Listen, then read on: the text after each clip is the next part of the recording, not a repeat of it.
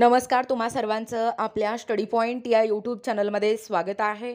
तर राज्य कर्मचाऱ्यांच्या बाबतीत या प्रलंबित मागण्यांवर निर्णयाची अपेक्षा याबद्दल संपूर्ण सविस्तर अशी माहिती या व्हिडिओच्या माध्यमातून जाणून घेणार आहोत। तत्पूर्वी तुम्ही जर आपल्या स्टडी पॉइंट या यूट्यूब चॅनलवरती जर नवीन असाल तर आपल्या या चॅनलला लगेचच लाईक आणि सबस्क्राइब करायला विसरू नका। चला तर मग वेळ वाया न घालवता राज्य कर्मचाऱ्यांच्या बाबतीत कोणत्या प्रलंबित मागण्यावर निर्णयाची अपेक्षा आहे ते या ठिकाणी आपण जाणून घेऊया।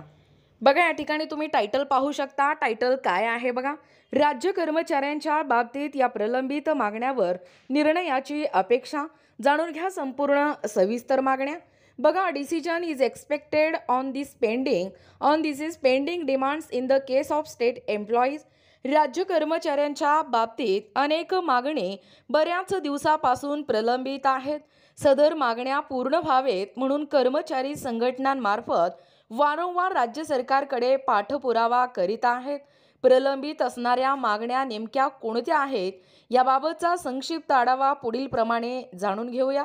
बघा, पहिलं आहे निवृत्ती वेतन म्हणजे पेन्शन। राज्य कर्मचाऱ्यांना जुनी पेन्शन योजना बंद करून NPS पेन्शन प्रणाली सुरू करण्यात आलेली आहे।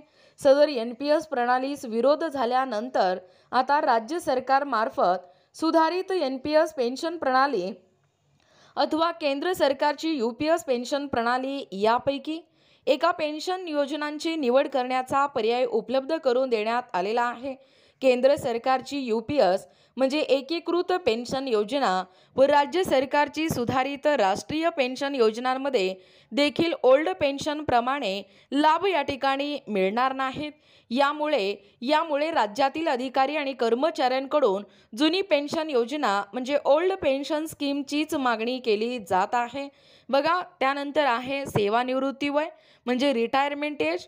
देशामध्ये निवृत्तीच्या वयाचा या ठिकाणी विचार केला असता केंद्र सरकारासह तब्बल 24 घटक राज्य सरकारने या ठिकाणी सेवानिवृत्तीचे वय हे 60 वर्ष करण्यात आलेले आहेत।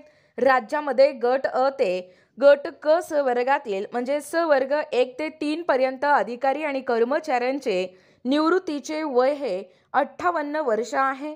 तर गट ड मधील कर्मचाऱ्यांचे निवृत्तीचे वय हे 60 वर्ष इतके आहे। वरील गट अ ते क स वर्गातील अधिकारी किंवा कर्मचाऱ्यांचे वय हे केंद्र व इतर राज्य सरकाराप्रमाणे 60 वर्ष करण्याची मागणी होत आहे। त्यानंतर आहे सुधारित वेतन श्रेणी। बघा, 7व्या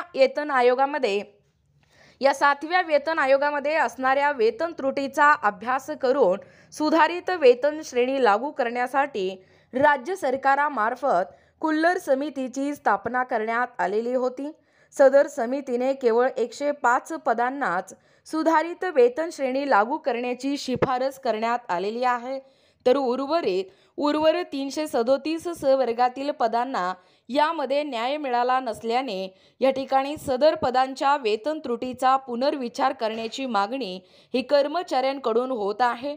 बघा, एकूणच अशा पद्धतीने या ठिकाणी आत्ताच पाहिल्याप्रमाणे ही जी राज्य कर्मचाऱ्यांची जी प्रलंबित मागणी आहे या मागण्यांवरती निर्णयाची अपेक्षा आहे। याबद्दल संपूर्ण सविस्तर अशी माहिती या व्हिडिओच्या माध्यमातून जाणून घेण्याचा प्रयत्न केलेला आहोत। अशाच प्रकारचे नवनवीन अपडेट पाहिजे असतील किंवा तुम्हाला जर आमच्या अध्यापनाचे व्हिडिओ आवडत असतील किंवा तुम्ही जर आपल्या स्टडी पॉइंट या यूट्यूब चॅनलवरती जर नवीन असाल तर आपल्या या चॅनलला लगेचच लाईक आणि सबस्क्राइब करायला विसरू नका। भेटूया अशाच पुढच्या नवीन व्हिडिओमध्ये। तोपर्यंत धन्यवाद।